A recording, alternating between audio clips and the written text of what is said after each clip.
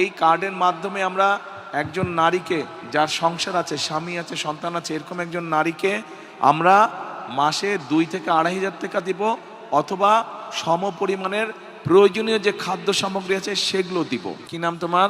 আমার নাম হচ্ছে শান্তা। তুমি এখানকার ভোটার? জি, আমি এখানকার ভোটার। আচ্ছা, তুমি কি বলতে যাচ্ছ বলো এবার। আমি হচ্ছে গৃহিণী। তো আমি আদমজি ক্যান্টনমেন্ট কলেজ থেকে পাশ করে বের হয়েছি। তো আমাদের মেয়েদের জন্য কোনো কর্মসংস্থানের কোনো ব্যবস্থা নেই এখানে। তো আমরা চাই মানে এই ভাষানটেক এলাকায়। আচ্ছা আচ্ছা। এই কি মহিলাদের জন্য কর্মসংস্থানের ব্যবস্থা করা? মহিলাদের জন্য কর্মসংস্থানের ব্যবস্থা করার জন্য আর কি আপনার কাছে। কিন্তু এলাকার সমস্যা কি? অন্যরা যারা বলেছে মোটামুটি সেটাই এলাকার সমস্যা হচ্ছে আমাদের মানে ক্যান্টনমেন্ট এলাকায় হচ্ছে আমরা সিভিল যারা আছি তারা মানে ভালোভাবে ঢুকতে পারি না, চলাচল করতে পারি না, মানে আমাদের স্বাধীনতা নাই। তো এটার জন্য যদি আপনি কোনো পদক্ষেপ গ্রহণ করতেন। আচ্ছা, ঠিক যারা আছে। সিভিল যারা আছে আমরা ভাষানটেক এলাকা, তারা ক্যান্টনমেন্টে ঢুকতে অনেক অসুবিধা হয়। আচ্ছা, ঠিক আছে, সেটা একটা সিকিউরিটির ব্যাপার হয়তো আছে, সেটা ক্যান্টনমেন্ট অথরিটি যারা আছে তাদের সাথে কথা বলে দেখতে হবে তারা কতটুকু এলাকা করে, সেটা হচ্ছে অন্য একটা বিষয়। কিন্তু আপনার মতে এলাকার সমস্যা কি কি? এক হচ্ছে মহিলাদের কর্মসংস্থান। মহিলাদের কর্মসংস্থান। আর হচ্ছে আমরা যেমন গৃহিণী, তো আমাদের তো তেমন ইনকাম নেই, আমাদের হাজবেন্ডের তো তেমন ইনকাম নেই। তো আমাদের জন্য যদি কোনো একটা ব্যবস্থা করা হতো, যে কার্ড, ফ্যামিলি কার্ড দিচ্ছেন, তেমন রেশন কার্ডের একটা ব্যবস্থা করা হলে অনেক উন্নত হতো। আপনি কোথায় লেখাপড়া করেছেন বললেন? আদমজি ক্যান্টনমেন্ট কলেজ থেকে। আদমজি ক্যান্টনমেন্ট, আচ্ছা। তো ফ্যামিলি কার্ড যখন বলছেন আপনি, ভাই কথা বললে কিন্তু শোনা যাবে না, আমাদের আলোচনাটা শুনতে হবে ভাই আপনাদেরকে।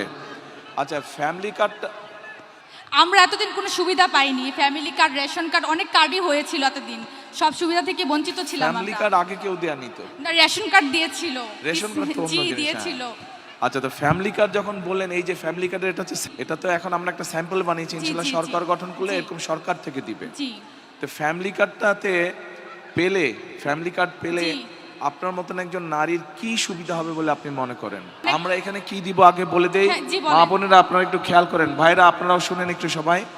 এই ফ্যামিলি কার্ডটা আমরা ইনশাআল্লাহ সরকার গঠন করলে বাংলাদেশে প্রায় 4 কোটি পরিবার আছে, গড়ে 5 জনের 6 জন সদস্য ধরে 4 কোটি পরিবার সারা দেশে আছে।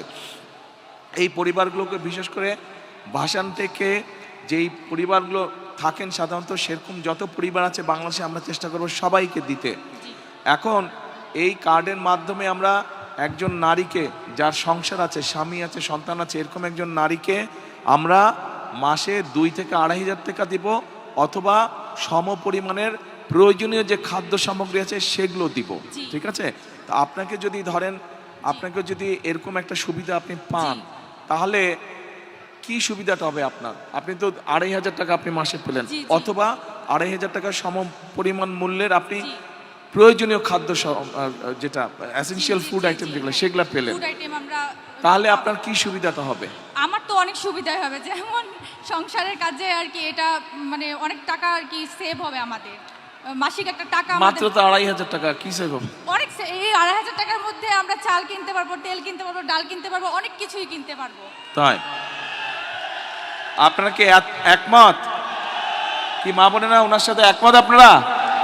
আচ্ছা, কিন্তু একমত যদি হন তাহলে এক মিনিট যদি একমত হন, এবং আপনারা যারা পুরুষ ভাইরা আছেন, আপনারা যদি চান আপনার মা বা আপনার স্ত্রীর হাতে এরকম একটি ফ্যামিলি কার্ড পৌঁছক, বা আপনার বোন যে সংসার করছে তার হাতে ফ্যামিলি কার্ড পৌঁছাক, আমরা ফ্যামিলি কার্ড দেই, এইটা যদি চান তাহলে তো দুটো কাজ করতে হবে। এক, এখান থেকে বিএনপির প্রার্থীকে জয়যুক্ত করতে হবে। 2, আপনাদের আত্মীয় স্বজন বন্ধু বান্ধবকে বলতে হবে সারা বাংলাদেশে ধানের শীষকে জয়যুক্ত করার জন্য। ইনশাআল্লাহ।